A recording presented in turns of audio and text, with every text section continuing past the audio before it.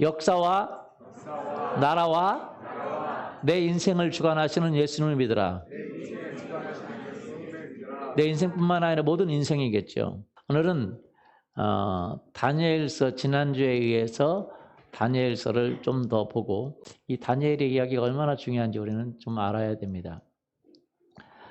다니엘이 이 느부갓네살 왕 그 바벨론에 의해서 잡혀간 바벨론에서 있었던 사람인데 원래 다니엘은 이스라엘 사람이고 이스라엘이 멸망하고 당시 17세 소년으로 바벨론이라는 적국에 가서 하나님의 사람으로 살았던 이야기를 하고 있습니다. 신앙은 우리가 하나님과 동행하는 것이고 우리의 구세주이시며 주인이시고 지금도 살아계신 영원토록 살아계신 하나님의 아들이시며 하나님이신 그 살아계신 예수님과 동행하는 것이다. 그렇게 말할 수 있습니다. 신앙은 누구와 동행하는 것이요? 예수님과 동행하는 것이다. 다니엘은 그 당시 17세, 지금으로 말하면 고2 정도의 청소년으로서 추측하건대 그는 이 나라를 아예 뺏겼고 그리고 바벨론에 의해서 그의 가족들 그리고 그 부모와 형제들이 죽임을 당하였으며 그는 포로로 잡혀서 그 먼 곳 바벨론이라는 타국의 노예로 잡혀서 있습니다. 오늘날로 말하면 불행한 사람 중에 불행한 사람이 누구냐? 바로 다니엘과 같은 사람이죠. 여러분 다니엘과 같이 불행한 사람이 여기 있습니까? 없겠죠. 그렇죠? 나라를 잃어버리지 않았잖아요.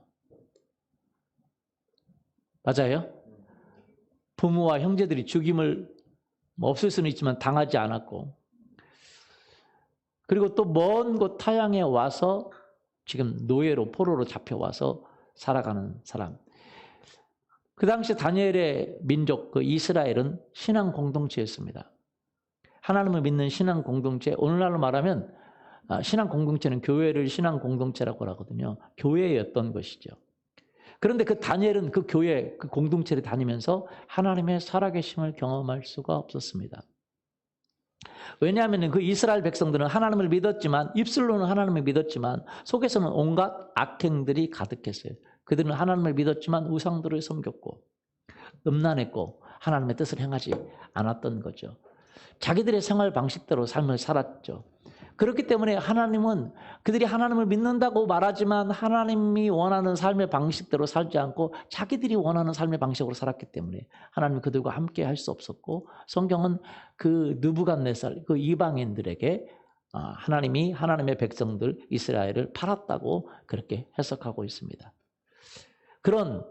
그러니까 말하자면 신앙 교회에서 생활했지만 교회에서 하나님을 경험할 수 없었던 그런 교회. 전혀 하나님의 역사와 기적이 일어나지 않고 사람들은 다 세상 사람과 다를 바가 하나도 없고 교회에서는 예배드리지만 밖에서는 다 똑같고 거짓말하고 술 먹고 방탕하고 음란하고 똑같은 삶을 살아가고 있는 그런 교회에서 신앙생활을 했던 거죠. 그러면 하나님 믿기가 쉬워요? 어려워요? 어렵죠. 그런데 거기다가 그 교회는 다 찢어지고 다 파괴되고 다 멸망당했고 그리고 그는 이제 이방 땅인 그 바벨론에 와서 있는 이 17세 소년 다니엘이 그는 그 조상들과 그의 형제들과 그의 그 신앙 공동체가 버린 그 하나님을 붙들었어요. 그 하나님을 믿기로 결정하고 하나님만 섬긴 사람이 되었다. 그가 경험한 그 기적들의 이야기가 그리고 그가 본 환상의 이야기가 다니엘의 이야기입니다. 그래서 다니엘 후편에 보면 환상에 대한 이야기가 쭉쭉쭉 나옵니다. 여러분 다니엘은요 정말로 그 신앙에 있었던 자기들이 경험했던 그런 어떤 신앙은 있지만 삶을 변화되지 않은 사람들을 따라간 게 아니라 그 하나님을 믿고 하나님을 섬기는 사람으로 거룩하게 살기로 결정을 했습니다. 그는 1장에 보면 뜻을 정하였다고 이야기하고 있어요. 뭘 정했어요? 뜻을. 하나님의 살기로 결정한 거죠. 하나님의 사람으로 살기로 결정을 한 거죠. 왕의 지미와 왕의 포도주로 자신을 더럽히지 않기로 결정한 것입니다. 오늘날로 말하면 이 세상의 악한 문화 가운데서 자기를 더럽히지 않기로 결정했던 것이죠. 쉽게 말하면 이 세상은 얼마나 음란합니까? 음란해요? 안 해요? 음란해요. 인터넷이 어디고 이 음란한 문화 가운데 자신을 더럽히지 않기로 결정한 거죠.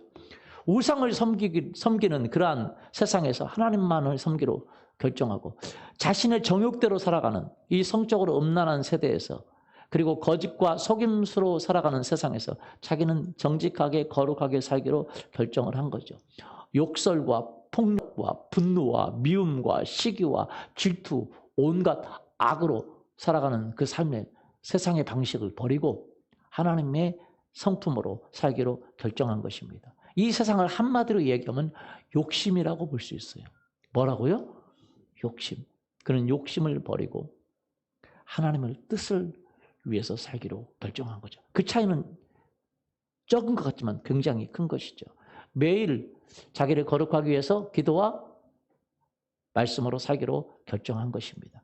그렇게 뜻을 정했을 때 하나님이 그에게 무엇을 주냐면 그 뜻을 이룰 수 있도록 은혜를 베풀었어요.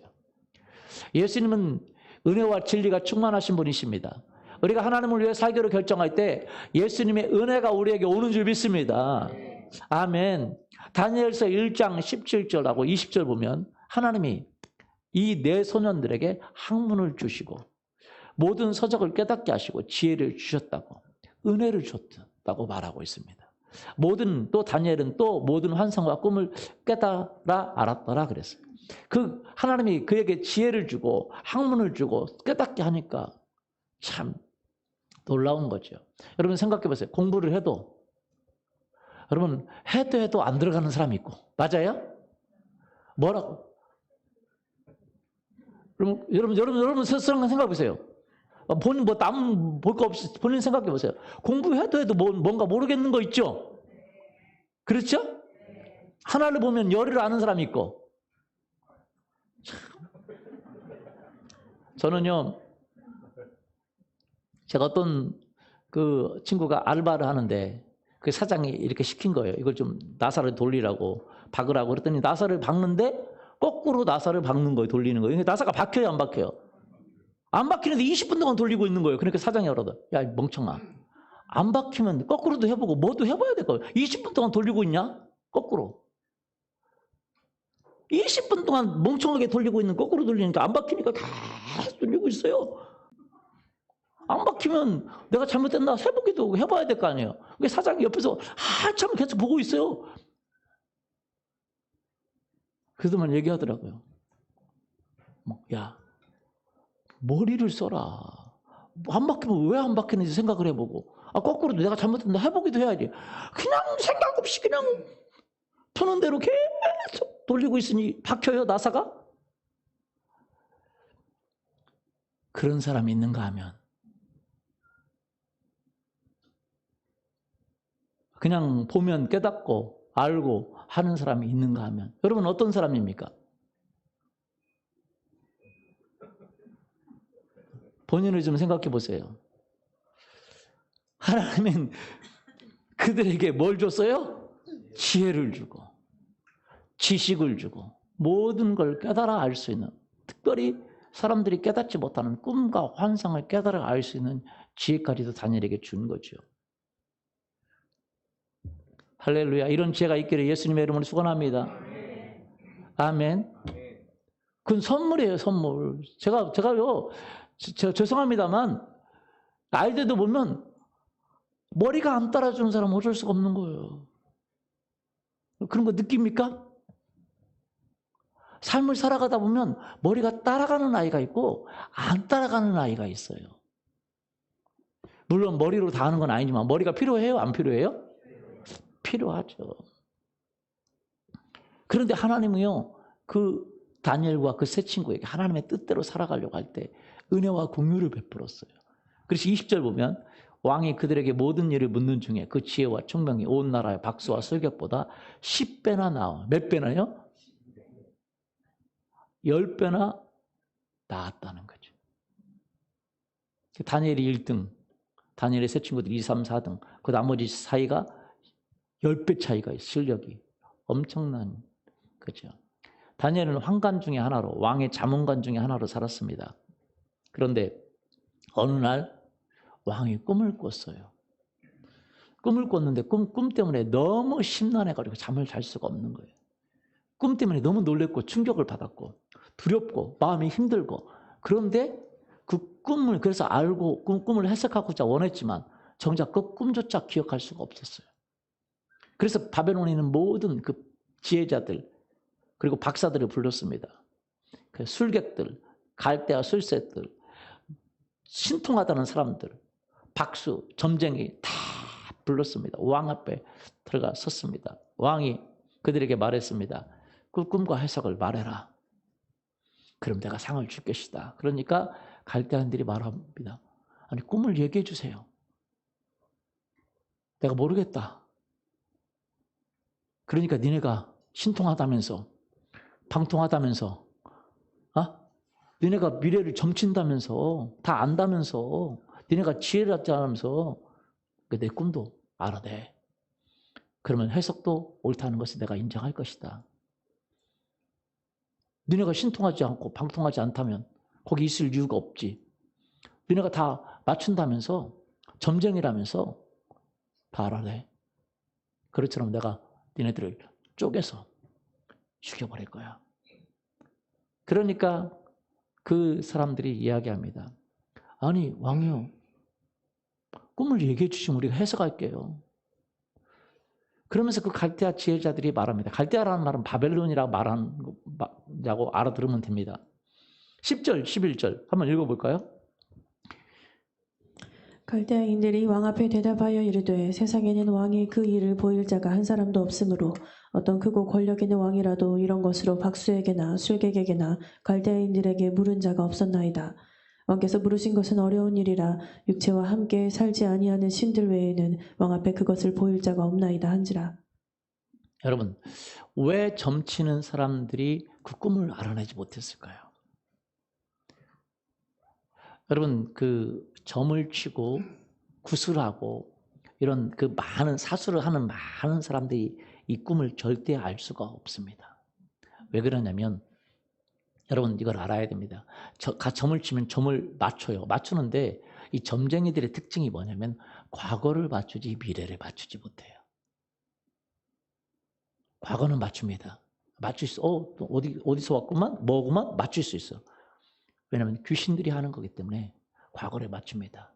근데 미래는 맞추지 못해요. 귀신들이 막 집어서 던져주는 거거든요. 그러니까 막 때리는 거예요. 맞을 수도 있고 50%죠. 안 맞기도 해요. 다 맞으면 자기들이 부자게 되겠죠. 맞아요? 저 많은 사람들이 대부분 잘 살아요? 못 살아요? 자기들이 먼저 전세방 나오겠죠. 우리가 알아야 됩니다. 몰라요. 왜 모르냐? 사단은요, 귀신들이 모르는 게 하나 있어요. 사람들의 마음의 생각을 알지 못해요. 사단은요, 우리 마음속의 생각을 알지 못합니다. 우리가 이 생각을 말로 표현할 때 그때서야 알아들어요. 사단의 능력의 한계가 뭐냐? 많은 것들을 할 수 있지만 사람의 생각을 알 수 못해. 하나님처럼 알지 못해. 그래도 우리 형제 아내가 귀신들 그 바보구만. 바보예요. 진짜 몰라. 그래서 마음속에 있는 생각을 알아내지 못해요.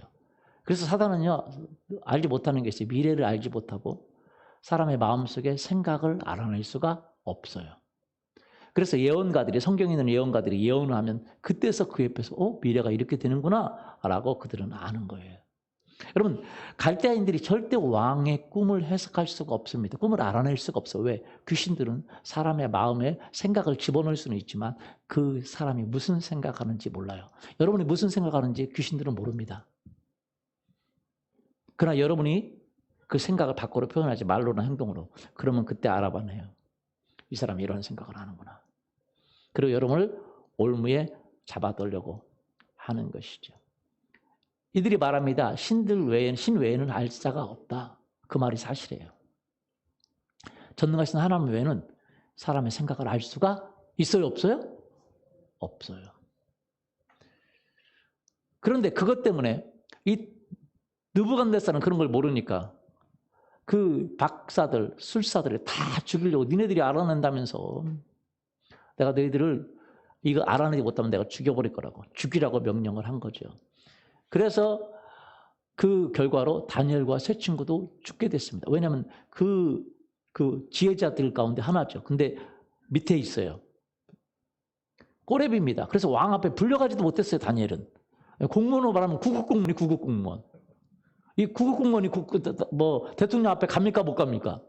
뭐 장관이나 뭐 1급이나 뭐 이런 사람들이나 저 전략 차원에서 가는 거지. 이 박사들, 참모들, 황관 중에서 지혜자들 중에서 다니엘은 가지도 못했어요. 왜냐면 제일 밑에 있기 때문에. 그런데 어차피 같은 지혜자의 편이니까 다 죽임을 당하게 된 거죠. 열심히 믿었는데 하나님을 믿고 뜻을 정하고 하나님 앞에 섬겼는데, 그래서 하나님께서 주신 지혜도 받고 하나님 주신 은혜도 받았는데 죽음에 처하게 된 거예요. 여러분, 우리가 알아야 되는 것은 열심히 믿었는데, 여러분 그랬는데, 그래서 좋은 회사에 들어갔는데 회사가 전체가 망하게 되었다. 아니, 이보다 더 어려움에 대한 처하게 된 거예요. 죽음에 처하게 된 거예요. 꼼짝없이 죽게 된 것입니다. 여러분, 그런 것이 있을 수 있어요. 그러나 다니엘은요, 이런 무명에, 젊고 무명에 처한 다니엘은 왕 앞에 나갔습니다. 왕 앞에 가서 시간을 주시면 그 해석도 왕에게 알려드리겠다고 말합니다. 꿈도. 한번 보시죠. 16절부터 18절까지. 다니엘이 들어가서 왕께 구하기를 시간을 주시면 왕에게 그 해석을 알려드리리이다 하니라. 이에 다니엘이 자기 집으로 돌아가서 그 친구 하나냐와 미사엘과 아사랴에게 그 일을 알리고, 하늘에 계신 하나님이 이 은밀한 일에 대하여 불쌍히 여기사 다니엘과 친구들이 바벨론의 다른 지혜자들과 함께 죽임을 당하지 않게 하시기를 그들로 하여금 구하게 하니라. 생각해 보세요. 자기 죽음에 처하게 됐어요. 하나님은요, 그 일을 할 수 있다는 걸 믿었어요. 지금 돈이 필요한 게 아닙니다. 건강이 필요한 것이 아닙니다. 느부갓네살이 꾼 꿈을 알아내야 되는 거예요. 여러분, 이 세상에 누구도 그 꿈을 알 수가 있어요, 없어요? 자기도 모르는데. 그 꿈을 꾼 자기도 모르는데 그것이 가능하겠습니까? 여러분, 우리가 갑자기 돈이 필요해. 몇 억이 필요해. 몇십억이 필요해. 몇백이 필요해. 내가 불가능해. 내가 불가능할 수 있지만 이 세상은 불가능한 것이 아니잖아요. 맞아요? 내 개인을 보기에 불가능하지만 가능할 수도 있잖아요. 맞아요? 질병에 걸렸어. 뭐 낫는 거 불가능해. 그러나 나을 수도 있잖아요. 가능한 거예요. 돈이 필요해. 그러나 나로는 불가능하지. 나로는 불가능하지. 사람들은 가능하잖아요. 그런 게 있을 수 있죠. 가능하죠. 그러나 이것은 누구도 가능하지 않은 일이라는 거죠. 이 세상에 누구도 가능하지 않은 거예요. 그런데 이 다니엘은 누구도 가능하지 않은 일을 알게 해주겠다고 왕 앞에 가서 이야기했어요. 누굴 믿고요? 하나님을 믿고. 왜? 죽음에 처하게 됐으니까. 지금 불가능한 것이지만 자기 삶에 필요한 거예요. 여러분의 욕심이 아니고 불가능한 것이지만 여러분의 삶에 필요한 것을 하나님은 채워주시는 분이십니다. 할렐루야. 여러분, 그걸 믿는 거예요. 다니엘은 그걸 믿었다는 거예요. 자기가 죽음을 당하지 않게 하나님, 어떤 돈을 100억을 얻는 것, 1000억을 얻는 것, 몇 주를 얻는 것, 그런 것도 불가능하지만 그것보다도 더 불가능한 것, 이 세상에 어떤 사람으로도 불가능하고 어떤 귀신의 힘을 빌려서도 불가능한, 어떤 신접한 자들을 통해서도 불가능한, 누구를 통해서도 불가능한 것, 그렇지만 자기의 삶에 필요한 것, 그것을 위해서 하나님께 구하기로 작정한 것이죠. 하나님은 주실 수 있다고 믿기로 결정한 거예요. 믿음은 결정입니다. 따라서 해보죠. 믿음은 결정이다. 하나님을 믿는 거예요. 예수께서 말씀하셨습니다. 마가복음 9장 23절. 예수께서 이르시되 할 수 있거든이 무슨 말이냐? 믿는 자에게 능히 하지 못할 일이 없느니라. 우리는 살아계신 하나님을 믿고 그분이 우리에게 보내신 구주 예수 그리스도를 믿습니다. 그분의 이름으로 나아가면 성경에 보면 모든 불가능한 것이 가능합니다. 우리 편에서 불가능하지만 하나님 편에서 가능해요? 가능한 것이죠. 구원자이시며 우리의 주님이신 예수님은 살아계시고 전능하신 분이시기 때문에 그는 무에서 유를 만들기도 하시고 사람의 마음을 알기도 하시고 죽은 자를 살리기도 하시는 분이시라는 거죠. 그것이 가능한 건데 그 가능한 그 하나님이 필요한 거죠. 그래서 그는 믿기로 결정한 것이요. 다니엘은요, 자신이 그 믿는 하나님이 그 하나님에게는 불가능한 것이 없다고 믿었습니다. 여러분 똑같이 신앙생활 하는데 이스라엘 백성들은 그 하나님을 믿는 게 아니라 신앙생활 하면서 예배 생활하면서 종교 생활하면서 기도 생활하면서 똑같은 하나님인데 자기의 필요를 채울 수 없다고 믿지 않고 그렇기 때문에 세상의 방법으로 인간의 방법으로 살아가는 수많은 사람들이 있어요. 많은 사람들이 교회 가면 돈이 나오냐고 뭐가 나오는데 그러면 돈이 나오지 않고 뭐가 나오지 않고 그리고 인간이 필요한 모든 것이 나오지 않는다면 하나님을 왜 믿어요? 믿을 필요가 없습니다. 인간에게 불가능한 것도 이 세계에서 불가능한 것도 우리가 필요한 것은 하나님이 공급해 주시고 도와주시는 분이십니다. 그렇기 때문에 하나님을 믿는 것이죠. 그러나 많은 사람들은 그렇게 안 믿는다는 거죠. 이스라엘의 그 많은 사람들은 하나님을 그렇게 안 믿었습니다. 그래서 그들은 하나님이 그들의 삶을 책임질 것을 믿지 않았어요. 그들의 필요를 책임질 것을 믿지 않았어요. 그들을 인도할 것을 믿지 않았습니다. 그렇기 때문에 그들은 그들의 방법으로 살았던 것이죠. 그들의 삶의 방법으로 살아 편법을 쓰고 세상의 방법을 쓰고 뇌물을 쓰고 음란한 방법으로 자기의 정욕을 채우기 위해서 살았던 거죠. 여러분 생각해 보세요. 다니엘은 그 하나님을 믿었기 때문에 하나님은 그 믿음에 응답해 주셨습니다. 기도에 응답해 주셨어요. 그들은 심지어 용광로에서도 자신의 죽지 않게 할 수 있는 분이 하나님이시다라고 믿었어요. 그래서 그들은 용광로에서 살아났습니다. 어디서 살아났어요? 용광로에서 살아났어요. 이건 불가능하죠. 사자굴에서도 죽지 않게 살리신 분이 하나님이십니다. 믿음은 각자 선택입니다. 교회를 다닌다고 믿는 게 아니에요. 예배 드린다고 믿는 게 아니에요. 믿음은 선택입니다. 죽은 자도 살리시는 하나님을 믿는 거예요. 믿습니까? 믿음은 뭐라고요? 선택. 믿을 건가 안 믿을 건가를 선택하는 거예요. 여러분이 코로나 때문에 하나님이 지킬 수 없다고 믿으면 그건 하나님은 그런 존재로 믿는 거고 코로나에서도 걸려주시고 아니면 걸려도 살려주시고 할렐루야. 내 삶을 지켜주신다고 믿는 건 여러분은 선택입니다. 하나님을 어떻게 믿을 건가? 이스라엘 많은 백성들은 그 하나님을 어떻게 믿을 건가 선택할 때 그 하나님을 예배는 드리고 신앙생활을 했지만 하나님을 믿는 걸 선택하지 않아서 세상의 방법을 취했기 때문에 하나님은 그들을 창피와 수치와 모욕과 조롱거리로 만들어버렸어요. 이스라엘을 팔아버렸습니다. 오늘날도 마찬가지입니다. 여러분 하나님은 모든 고난에서 건질 수 있는 분이세요. 모든 역경에서 건질 수 있는 분이세요. 모든 죄에서 우리를 건질 수 있는 분이세요. 죽음에서 건질 수 있습니다. 그렇게 믿을 수 있어요. 당연히 그럴 수 있는 분이시지요. 다윗의 신앙 고백을 한번 보십시오. 시편 91편 1절부터 11절까지. 다윗은 정말 하나님의 사람으로 살았습니다. 군인이었고 싸웠어요. 매번 싸웠어요. 매번 전염병이 문제가 아니라 매번 죽음에서 네가 죽냐 내가 죽냐 싸움터에 나갔습니다. 그가 그 하나님 앞에 고백하는 것입니다.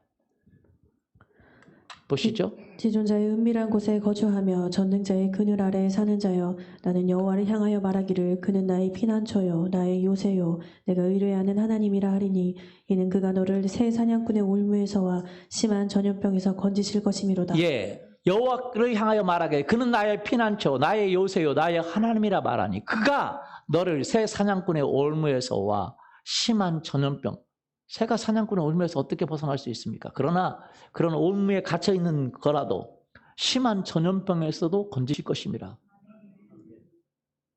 계속요. 그가 너를 그의 깃으로 덮으시리니 내가 그의 날개 아래에 피하리로다. 그의 진실함은 방패와 손방패가 되시나니 너는 밤에 찾아오는 공포와 낮에 날아드는 화살과 어두울 때 퍼지는 전염병과 밝을 때 닥쳐오는 재앙을 두려워하지 아니하리로다. 자, 여기 보면 6절에 보면 어두울 때 퍼지는 뭐예요? 전염병. 전염병은 언제 퍼져요? 어두울 때. 그래서 병에 걸리고 이 전염병에 걸리면 밤에 낮에 더 아파요? 밤에 더 아파요? 뭐 아파 봤어야죠. 밤에 그 통증이 심합니다. 어두울 때 퍼지는 전염병. 계속요. 1000명이 내 왼쪽에서 10,000명이 내 오른쪽에서 엎드러지나 이 재앙이 내게 가까이 하지 못하리로다. 하나님의 뜻대로 살고 하나님의 이름을 위해 살고 하나님 앞에 살아가는 그 다니엘은 그 재앙에서, 지금 죽음을 당하게 된 재앙에서 건지기 위해서 왕의 꿈을 해석해야 됐어요. 그건 이 세상에 누구도 할 수 없는 일인데 하나님이 하나님의 도움을 구했습니다. 마찬가지 다윗도 매번 전쟁에서, 그리고 전염병에서, 이 전쟁에서는 전염병이 심합니다. 그 전염병에서 구하는데 뭐라고 말해요? 1000명이 왼쪽에서 10,000명이 오른쪽에서 넘어져도, 엎드려져 죽어도 이 재앙이 내게 가까이 오지 못하리라. 왜? 하나님이 나를 보호하시기 때문에. 그렇게 믿었어요. 하나님의 보호하심을 믿었습니다. 할렐루야. 9절.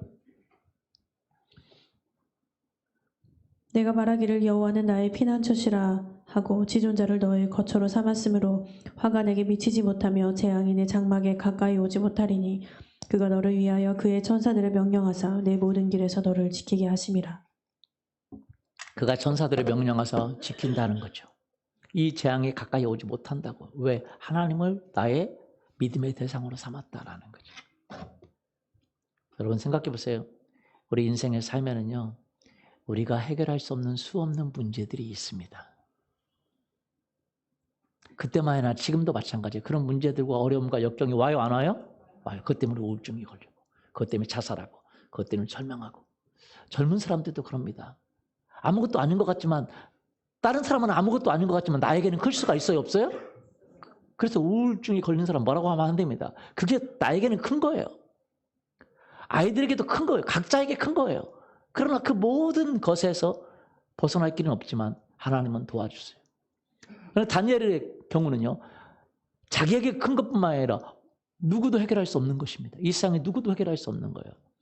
그런데 하나님이 자기의 필요를 공급해 주실 걸 믿고, 그는 왕 앞에 나가서 이야기하고, 시간을 주시면 내가 꿈도 이야기하고 해석도 이야기하겠다고 말한 거죠. 그리고 친구들에게 와서, 같이 죽게 된 친구, 어차피 죽게 된 친구들에게 우리가 죽임을 당하지 않게 하나님이 이 꿈과 그 해석을 알려달라고 기도하자고. 그래서 같이 합심해서 기도를 했어요. 그리고 응답을 받았어요. 할렐루야. 여러분 출애굽기에 보면 이런 내용이 나옵니다. 이스라엘 역사 가운데 전염병이, 애굽의 모든 장자를 쳐 죽이는 전염병이 있습니다. 그건 걸리면 그냥 죽습니다. 장자만 죽이는 전염병인데 아무도 막지 못해요. 왜냐면 그냥 공기 중에 와서 죽이는 거예요. 공기 중에 와서. 잠자고 있을 때 공기 중에 와서 죽이기 때문에 누구도 막을 수 없고 증상도 거의 없고 고통할 시간도 거의 없이 바로 죽어버리는 전염병. 이런 무시무시한 전염병. 그래서 인류 역사에 딱 한 번밖에 없었어요. 그런 전염병. 그럼 누구도 막을 수가 없어요. 그냥 와서 고통할 시간도 없이, 느낄 시간도 없이 바로 잠자다가 고통 중에 그대로 죽어버리는, 피할 길이 없어요. 짐승도 피할 길이 없고 사람도 피할 길이 없고 누구도 피할 길이 없는 그런 전염병. 인류 역사에 딱 한 번밖에 없는 전염병이에요. 그런데 그 전염병을 피할 수 있는 방법을 하나님이 가르쳐 줬어요. 그것이 뭐냐? 바로 예수님의 피예요. 누구의 피라고요? 예수님의 피. 여러분, 이 세상에 가장 악독하고 가장 강한 전염병, 그 전염병을 피할 수 있는 방법이 예수님의 피예요. 그래서 이스라엘 백성은 그 예수님의 피를 상징하는 그 어린 양을 잡아서 그 피를 문설주와 임방에 발라서, 그들은 문 입구에 다 발라서, 애굽은 전부 다, 개까지도 짐승까지도 전부 처음 태어난 것은 그날 전염병으로 그냥 죽어버렸는데 이스라엘은 누구도 죽임을 당하지 않았어요. 똑같은 전염병이 퍼졌는데, 그게 바로 여러분, 하나님이 우리를 보호하시면 어떤 것도 우리를 죽일 수가 없습니다. 저는 실시제 김중국 목사님의 얘기를 들으면서 정말 깜짝 놀랐어요. 그는 29번인가를 죽임을 당할 위기에 처했어요. 그런데 그때마다 하나님이 구해 주셔가지고 죽음이 그를 덮을 수가 없어요. 총으로 칼로 쳐서 죽이려고, 공산당이 쳐 죽이려고 하는데 그 공산당에 있는 부인이 죽이지 말라고. 왜 내 집에서 죽이냐고. 밖에 나가서 죽이라고. 그래서 밖에 나가서 매번 그렇게 유기를 모면하고 누구도 하나님이 죽이지 말라고 하면 누구도 그를 죽일 수가 없습니다. 전염병이든 어떤 것인지 마찬가지입니다. 여러분, 예수님의 피가 여러분에게 발라져 있다면 어떤 것도, 하나님이 허락하지 않은 어떤 것도 여러분에 일어날 수가 없습니다. 하나님이 여러분의 생명이 다하지 않았는데 여러분을 죽일 수가 없습니다. 어떤 것도 여러분을 멸망시킬 수가 없어요. 하나님 허락하지 않으시면. 할렐루야. 저도 2년 전에 심장마비로 죽었잖아요. 그날 아침에 하나님이 뭐라고 말했냐면 저보고 너 안 죽는다 그랬어요. 저는 무슨 말인지 몰랐어요. 그래서 사모님에게 얘기하고 성도들에게 얘기했어요. 토요일이라 기도하러 와서도 하나님 나 안 죽는다고 얘기했는데 무슨 말인지 잘 모르겠는데 하나님 안 죽는다고. 근데 그날 죽었어요. 그날 죽었는데 살아났습니다. 살아났을 때 첫 번째 드는 생각이 내가 죽었다가 살아났고, 죽었다가 살아나는 것도 잘 못 깨달을 거예요. 죽은 사람은 내가 죽었다가 살아났구나 라는 걸 깨달았고, 두 번째는 그날 아침에 하나님의 주신 말씀이 떠올랐어요. 너 안 죽는다. 그래서 사모님이랑 그 간호사들이 눈 감지 말라고, 좀 피곤해서 눈 좀 감으려고 그랬더니 사모님이 눈 감지 말라고, 간호사도 눈 감지 말라고 그러는데 제가 우리 사모님한테 얘기했어요. 하나님 나 안 죽는다 그랬어.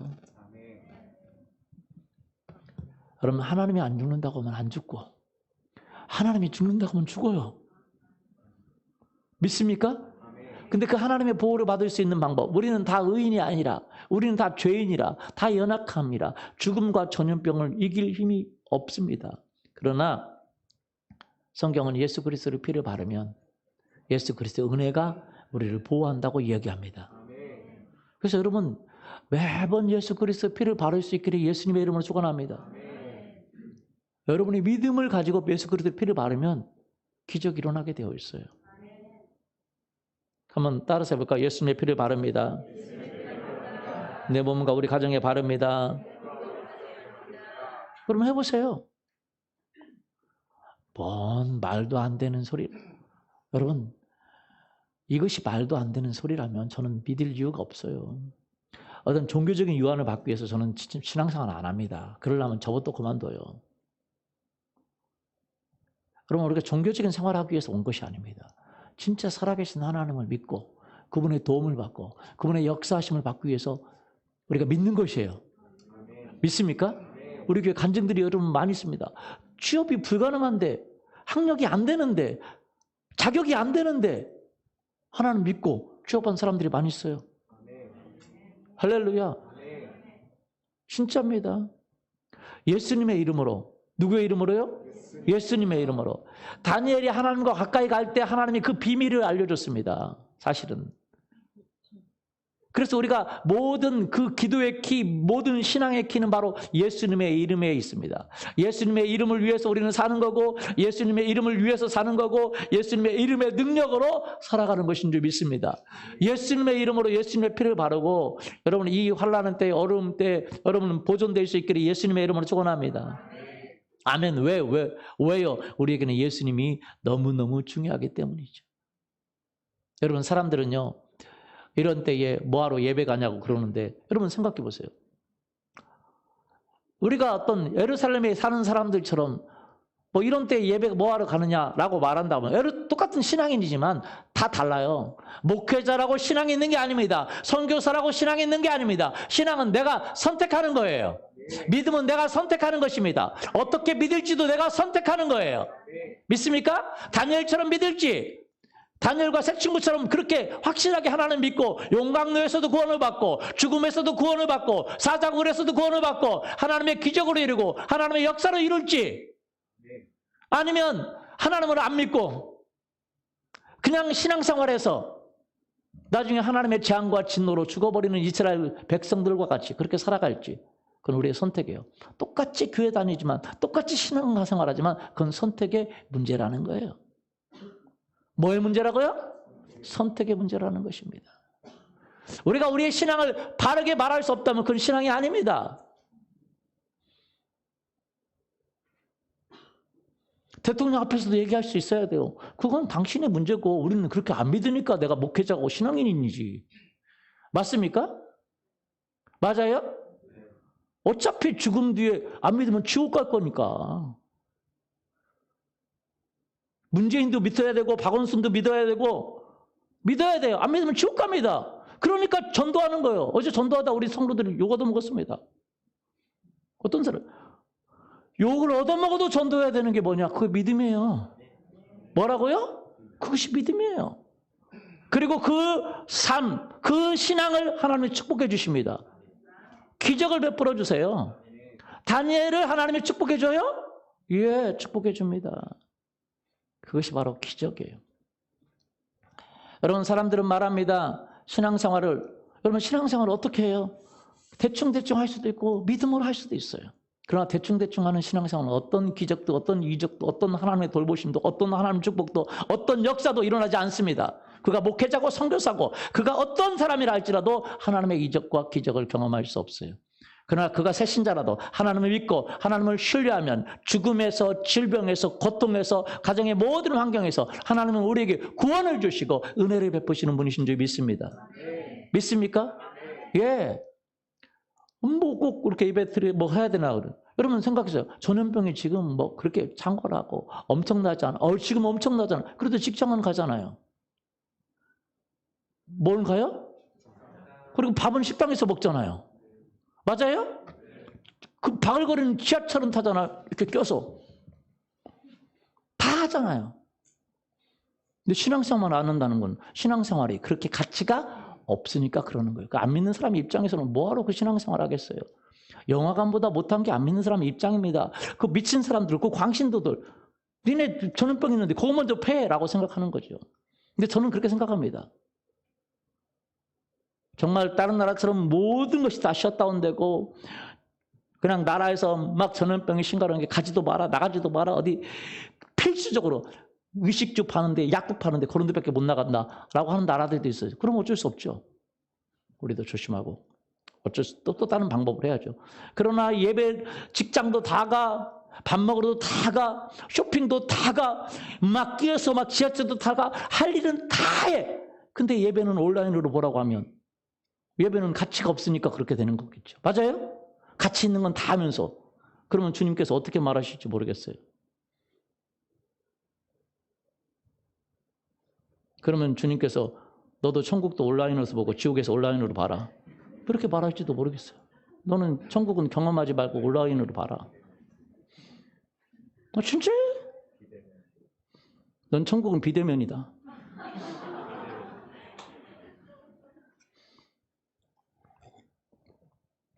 솔직한 심정이에요. 저는 뭐 전염병이 뭐 안 무섭다는 얘기가 아니라 다 격리가 되면 다 하지 말으면 그럼 우리도 마찬가지죠. 다른 방법을 찾아야 돼. 그러나 직장 생활은 다 해. 뭐 돈 버는 일은 다 해. 뭐 친구들과 커피 마시는데도 다 입 벌리고 막 바글바글 여기보다 더 바글바글해요. 식당 가면 다 입 벌리고 먹어요. 맞아요? 지금 식당 거리지는 않잖아요. 바글바글하죠? 맞아요? 그런데 교회 오면서 무서워. 걸릴까 봐. 식당은 안 무섭고. 이건 믿음이 있는 거예요? 없는 거예요? 그렇게 믿으니 주님이 그런 사람만 골라서 더 걸리게 할지도 모르겠어요. 진짜예요. 저는요. 삶과 죽음을 믿는 것뿐만 아니라 우리 신앙생활의 모든 것을 믿기를 원합니다. 그러나 믿음은 선택이에요. 여기 있는 분들 선택이고. 뭐라고요? 선택이에요. 전염병 우리의 의로운 행위로 막을 수 없습니다. 예수님의 피가 그런 능력이 있다고 성경은 이야기하고 있어요. 다윗도 그것을 의지한 것이고. 믿습니까? 모든 불가능한 것에도 하나님은 우리의 필요를 채워주시는 분이세요. 저는 그것을 믿습니다. 제가 잘못됐나요? 제가 비정상인가요? 아니잖아요. 뭐 다 격리되면 그렇게 해야 되지만 우리는 그 하나님을 믿으니까 신앙생활을 하는 거 아니겠어요? 그리고 그렇게 믿으려고 하는 거니까요.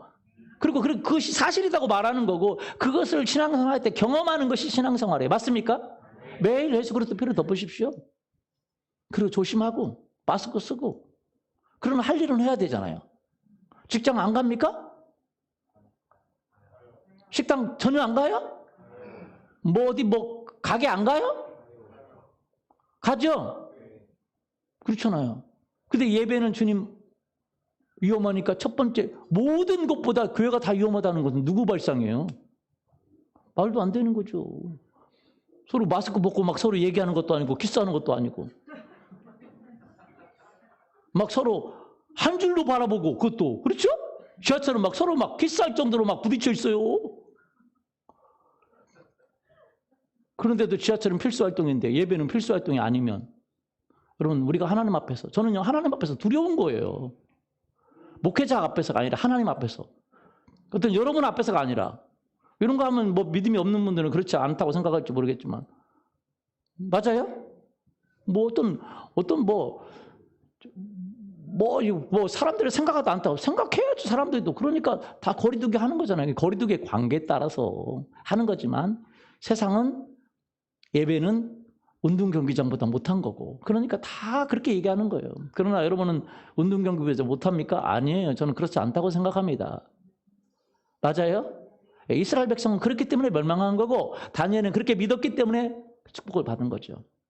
자, 다니엘이 본 환상을 보겠습니다. 이 환상이 뭐냐? 느부갓네살이 꿈을 꾸고 그 환상을 해석하는데 이 느부갓네살이 장래일을 생각했다. 하나님이 그 미래를 보여준 거죠. 그런데 어떤 그 성경에 나올 정도로 꿈이 의미가 있습니다. 첫 번째는 어떤 신상인데 첫 번째는 머리는 금이고 여기는 은이고 여기는 동이고 나머지는 철이고 밑에는 철과 흙이 섞여 있는 그런 동상이에요. 신상이에요. 신상을 봤는데 크고 두렵고 그런 거라 그랬습니다. 다니엘이 꿈을 해석합니다. 왜냐하면 느부갓네살이 어떤 제국을 만들었잖아요. 그러면서 그 나라가 영원히 갈 거라고 생각했습니다. 왜냐하면 이 바벨론 제국은 정말 대단한 나라입니다. 역사적으로도 봐도 이라크가 이라크 지역이 그 바벨론 지역이잖아요. 그래서 정말 대단한 나라인데 왜냐하면 그 나라가 영원할 거라고 생각했어요. 그 영원히 가기를 원하죠. 나라를 세운 사람이니까. 근데 하나님은 네 나라 영원히 안 간다는 거예요. 끝난다는 거예요. 왜냐하면 바벨론이라는 나라는 정말 대단합니다. 한번 보시겠어요? 바벨론 제국 역사적으로 보면 어떤 기록들이 있냐면 한번 보세요. 이 바벨론이라는 성이 그 성 자체가 얼마나 대단하냐면 성벽 두께가 30m입니다. 성벽 두께가 얼마예요? 30m. 엄청나게 큽니다.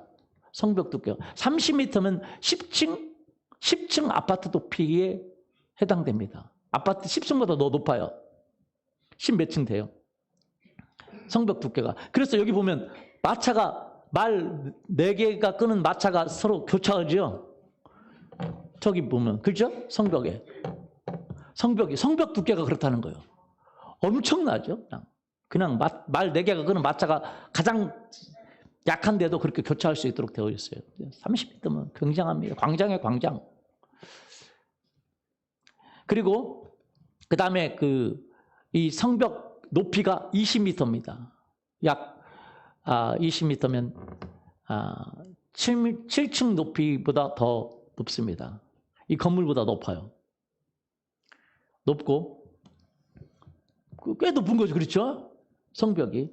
그 다음에 성벽 앞에는 이 강에서 물을 끌어와 가지고 엄청난 깊이의 강이 흐릅니다. 물이 흐릅니다. 그러니까 접근 자체가 불가능해요. 총 둘레가 우리나라는 동대문, 남대문, 서대문, 북대문도 있나요? 하여튼 이렇게 조그만하잖아요. 근데 현재 서울시만한 크기입니다. 안 놀라시네요. 현재 서울시만한 크기라니까 이 성이. 성문이 100개 있어요. 그리고 그 안에는 20년치 먹을 식량이 다 저축되어 있습니다. 그러니까요. 그 안에 있으면 누구도 난공불락입니다. 난공불락. 그런데 하나님은 그 나라가 끝날 거라고 했어요? 안 끝냈어요? 했어요. 그 다음에 은나라. 역사적으로 보면 그 은나라, 동나라, 철나라 이렇게 얘기하거든요. 역사가 시작되기 전이니까. 근데 그 다음 나라가 뭐냐? 페르시아 나라가 이제 정복을 합니다. 페르시아가. 그 다음에 무슨 나라죠? 자, 바벨론 나라가 있었고 세계사에 보면 무슨 나라가 있었어요? 페르시아가 있었죠. 그다음에 예. 그다음에 헬라, 그리스가 있었죠. 그다음에 로마 제국이 있었죠. 그거에 대한 역사가 되기 전에 하나님이 지금 이야기하고 있는 겁니다. 그래서 특별히 이 페르시아 나라에 대한 예언이 있고, 그 다음에 헬라 나라에 대한 있고, 그 다음에 로마에 대한 나라가 예언이 있습니다. 그것이 이제 이 다니엘서에 되어 있고, 그 다음에 그 로마 나라를 부숴버리고 돌이 하나가 떠가지고 부수잖아요. 부수고 그 돌이 커져서 온 세계를 지배하잖아요. 바로 이분이 누구냐? 예수님을 얘기하는 거예요. 할렐루야. 그래서 여러분 로마 후에는 완전히 바뀝니다. 그리고 그 다음에는 예수 그리스도를 믿는 국가가 세계를 가장 큰 강대국이 됩니다. 영국. 여러분 예수 그리스도를 믿음으로 무슨 나라가 됐어요? 영국이 원래 그쪽 우리나라만 하면 조그만 나라입니다. 우리나라가 막 엄청나게 큰 나라입니까? 조그만 나라입니까? 세계에 보면 조그만 한쪽에 구덩이 붙어 있잖아요. 영국도 그렇습니다. 우리나라보다 조금 더 큰 나라, 섬나라니까 조그만합니다. 그리고 영국을 뭐라고 불러요? 바이킹, 해적들입니다. 원래 섬에 있는 사람들은 일본도 원래 다 해적 출신이잖아요.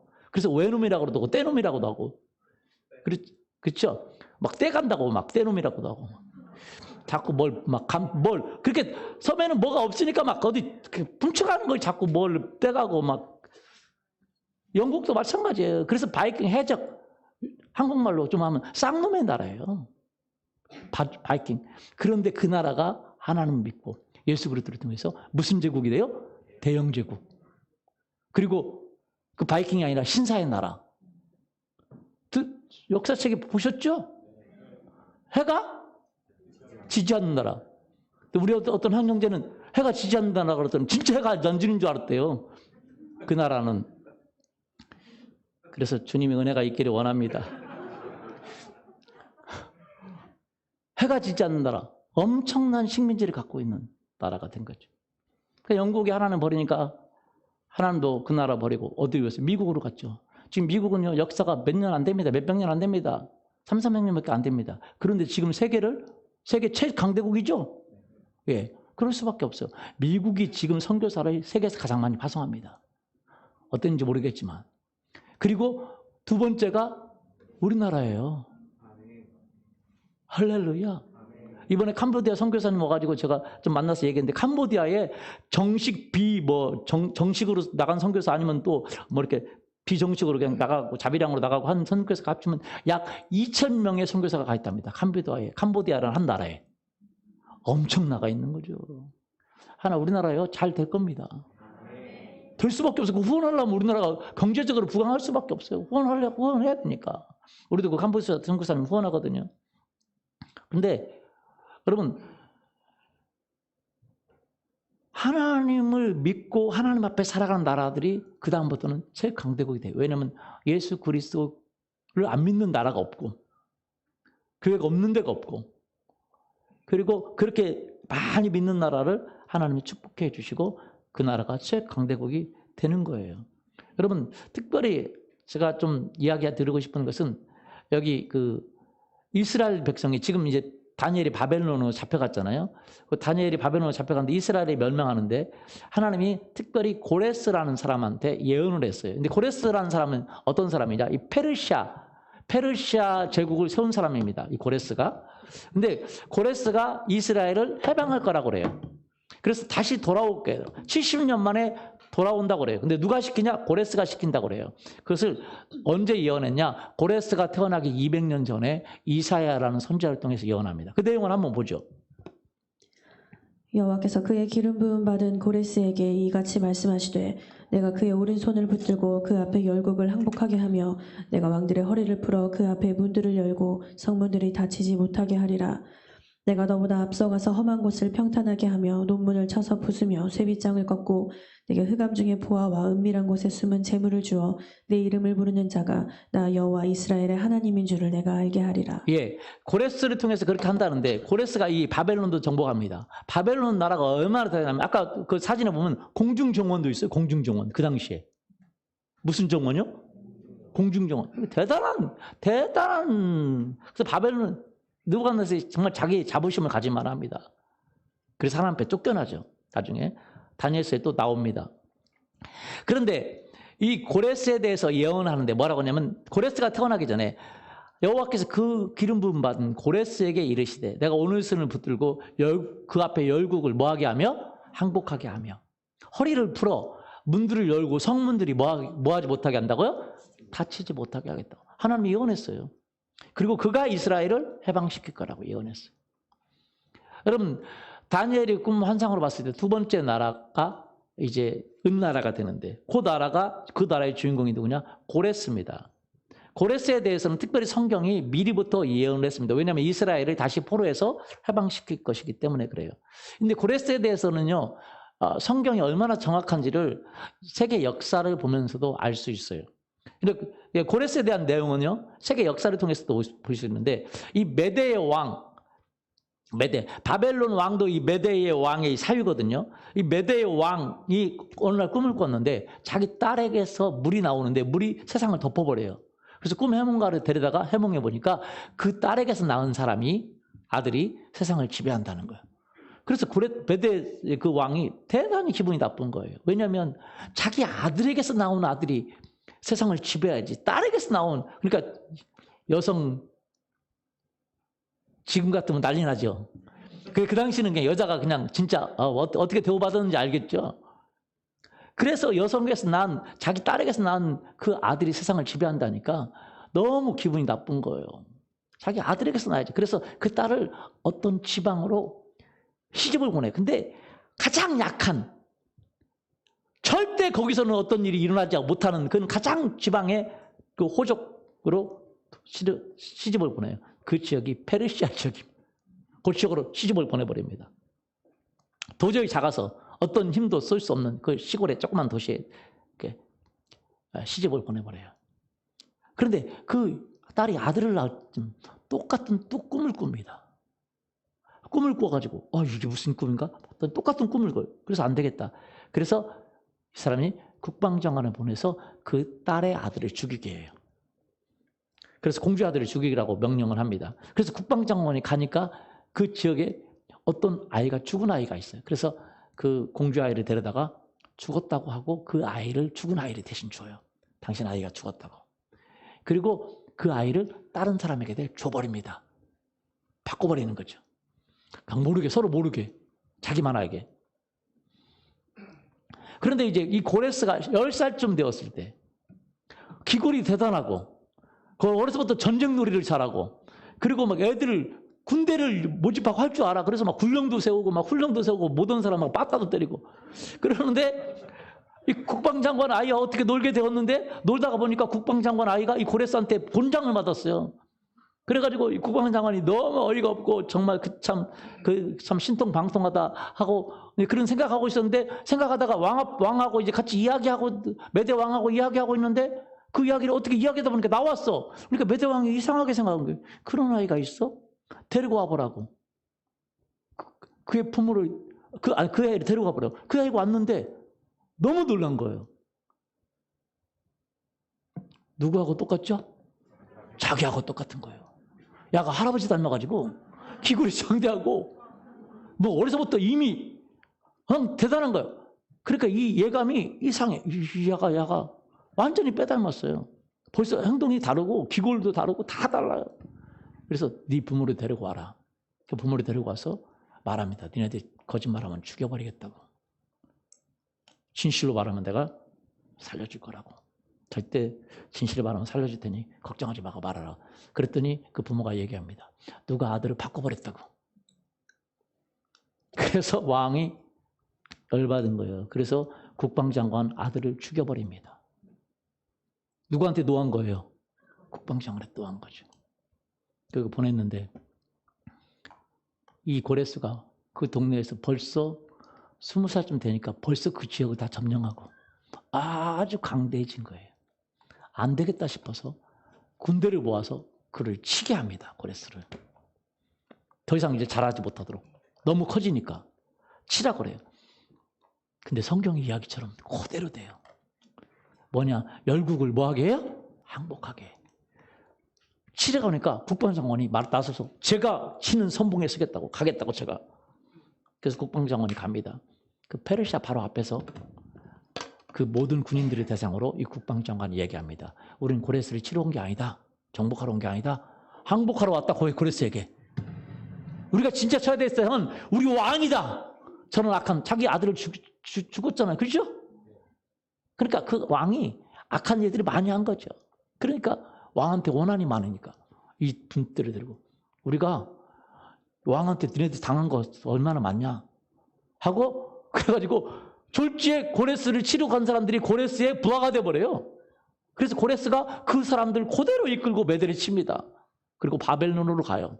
근데 바벨론은 난공불락이잖아요. 그렇죠? 그 당시 최고의 나라잖아요. 그런데요, 성경대로 그대로 돼요. 그러면 이제 누구죠?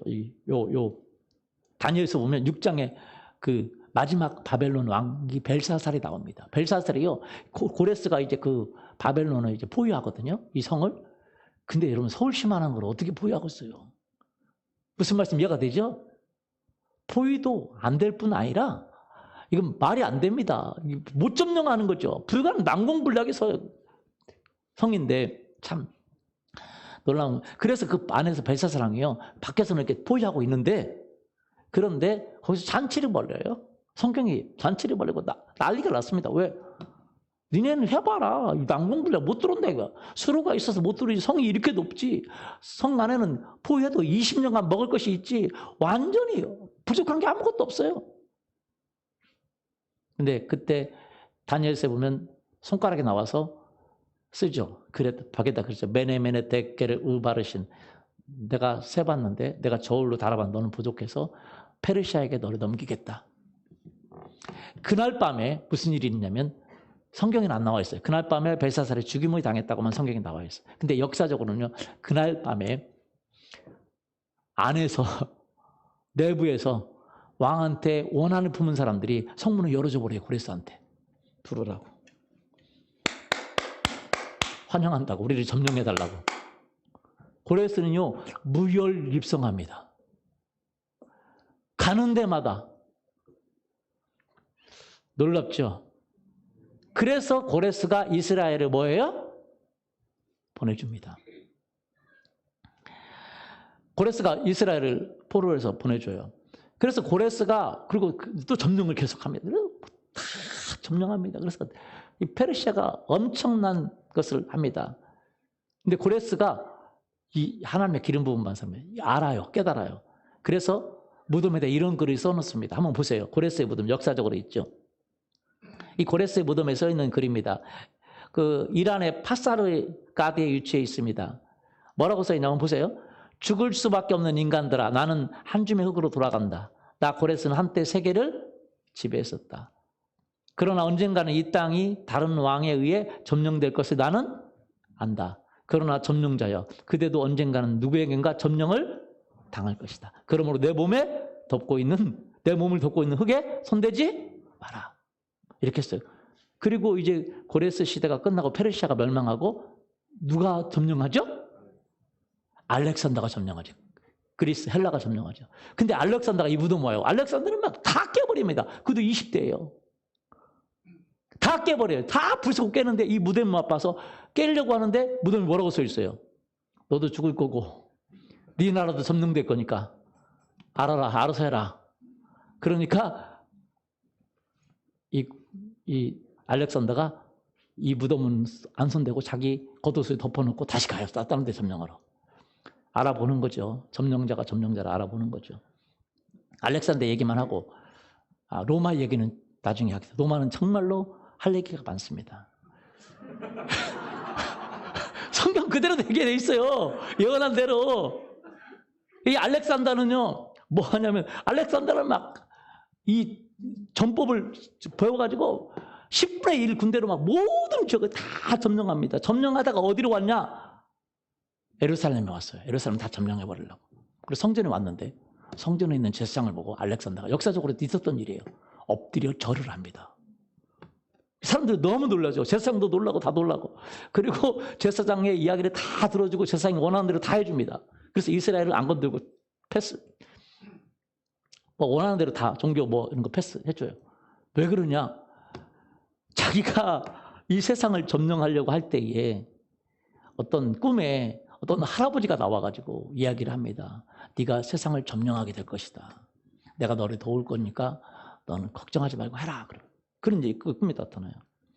근데 그 꿈에서 나온 그 사람과 똑같은 복장을 입은 사람이 바로 이스라엘의 제사장이에요. 너무 선명한 꿈을 꿨는데 똑같은 제사장의 복을 입고 있는 걸 보고 이 알렉산더가 충격을 받아요. 그리고 그 앞에서 절을 합니다. 고레스도 마찬가지예요. 고레스가 그 바벨론의 성에 진입하잖아요. 그때 다니엘이 고레스를 찾아갑니다. 뭘 들고 찾아가요? 이사야서를 들고 찾아갑니다. 그리고 말해요. 네가 200년 전에 예언되어 있다. 여러분, 하나님은요, 역사와 나라와 우리 모든 인생을 주관하는 분이신 줄 믿습니다. 근데 우리가 하나님의 뜻에 맞게 하나님 편에 설 것인가, 하나님의 대적자로 설 것인가는 우리가 결정해야 돼. 여러분, 세계 역사가 그래요. 로마도 마찬가지입니다. 로마는 할 얘기가 많은데 그거 할 얘기하면 우리 못 끝나니까 오늘 여기까지 끝내고, 다음 주에 로마 얘기를, 예수님의 이야기를 들어가지만 예수님의 이야기가 사실 로마 이야기거든요. 그래서 할 수 있을 것 같습니다. 여러분, 우리가 정말 역사를 주관하는 그 예수님이 이 세상을 지금 지배하고 있어요. 이 세상을 다스리고 있습니다. 아멘. 믿습니까? 그래요. 지금도 마찬가지입니다. 이 세상을 다스리는 나라, 지배하는 나라가 기독교 국가예요. 그러나 그들이 하나님을 버리면 또 그 나라도 멸망하는 거고. 대영제국, 지금 대영제국 아니잖아요. 왜? 그때 하나님 버렸기 때문에 그래요. 유럽이 하나님을 믿을 때 하나님이 함께 했고, 하나님을 버리니 유럽도 버려지는 거예요, 이제.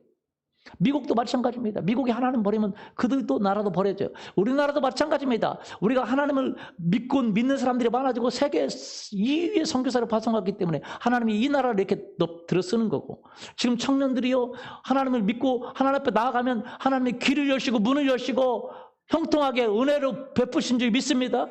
그런 일이 우리 교회 안에 감정이 너무 많아요. 맞습니까? 그러니까 청년들이 있는 거예요. 하나님을 경험하니까.